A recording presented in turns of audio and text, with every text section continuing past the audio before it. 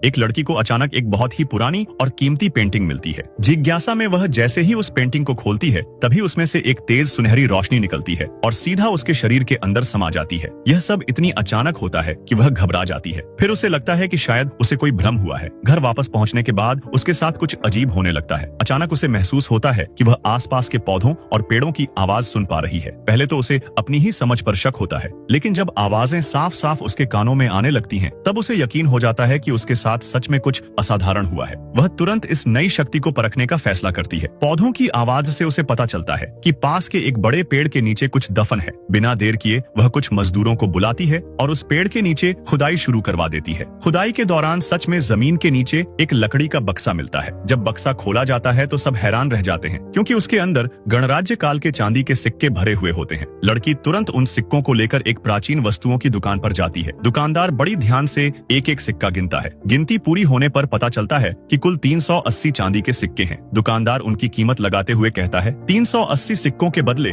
मैं तुम्हें 15 लाख दूंगा। लड़की यह सुनकर चौंक जाती है, क्योंकि यह रकम बहुत बड़ी होती है। जैसे ही दुकानदार पैसे ट्रांसफर करने लगता है, उसी समय उसे फिर से पास खड़े एक पेड़ की आवाज सुनाई देती है। पेड़ उसे बताता है कि जिस हवेली से यह पेड़ लाया गया था, वहाँ आंगन में एक टेढ़ी गर्दन वाला पेड़ है और उसके नीचे एक पुराने युद्ध सरदार का छुपा हुआ निजी खजाना दफन है। यह सुनकर लड़की का दिल तेजी से धड़कने लगता है। वह तुरंत दुकानदार से पूछती है कि यह पेड़ आखिर कहाँ से खरीदा गया था। पूछताछ करने पर उसे पता चलता है कि पेड़ एक पुरानी हवेली से लाया गया था और संयोग से उस हवेली का मालिक अब वह मकान बेचने वाला है। यह खबर मिलते ही लड़की बिना समय गंवाए सीधे उस मकान मालिक के पास पहुंचती है। वहां जाकर वह आंगन को ध्यान से देखती है और सचमुच उसे एक टेढ़ी गर्दन वाला पेड़ दिखाई देता है। लड़की तुरंत उस हवेली को खरीदने का मन बना लेती है।